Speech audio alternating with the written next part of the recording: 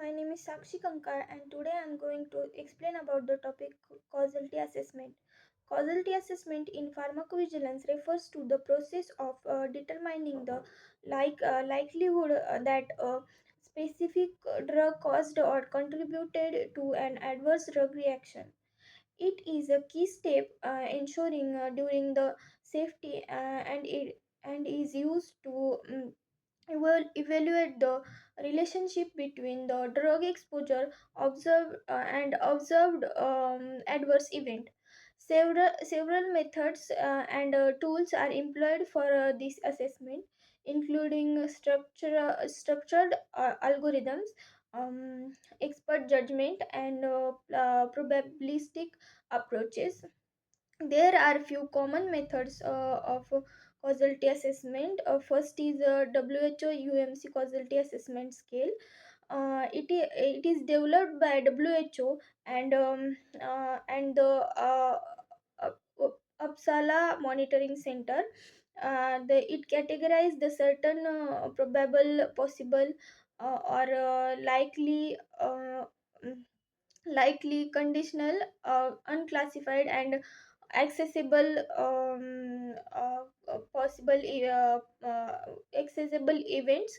Then based on the factors like temporal relationship, de-challenge and re-challenge, and alternative explanations.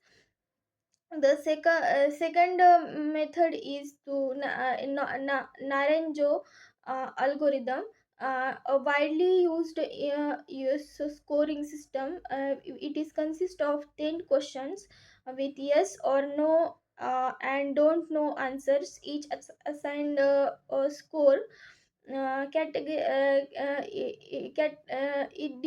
defines the probable, possible, or doubtful based on the total score. Then there are Karmar algorithm. It focuses on temporal association, pharmacology, and clinical evidence. It involves a step-by-step process to evaluate the causal relationship. Then, uh, then there is a Bayesian methods for uh, uh, causality assessment. It has probabilistic approach, and incorporating prior knowledge and evidence. um, uh, it calculates the probability of a causation and using Bayesian inference. Then fifth method is Russell Ulkaff causality assessment method. Then it is specifically used for hepatotoxicity cases, like it evaluates factors like drug specific risk, time to onset, and exclusion of alternative causes. Then there is a expert judgment method. It is based on clinical experience or expertise. It is often used in complex cases where standard algorithms are inclusive. Mm. There are few factors considered in causality assessment. The first factor is temporal relationship. Does the ADR occur within the plausible time frame after the drug administered? Then de-challenge and re-challenge. It studies that does the area ADR improved or discontinuation and reappear upon the re-exposure. Then there is biological possibility.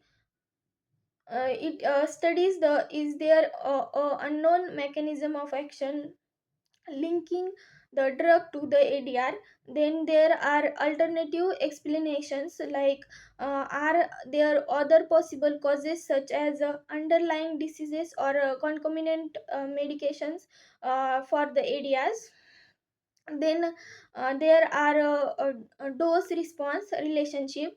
It is studies that it is the area ADR dose dependent or dose not dependent.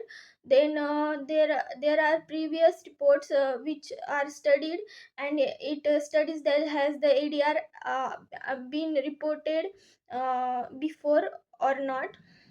Then there are few limitations for the causality assessment. The first is subjectivity. Some methods rely on expert judgment, which can vary. Then there is lack of specificity. Certain areas may have multiple potential causes. Then there is incomplete data missing.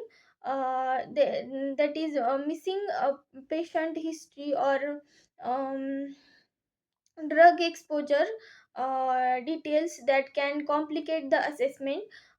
Then causality assessment is critical in pharmacovigilance for identifying the safety signals,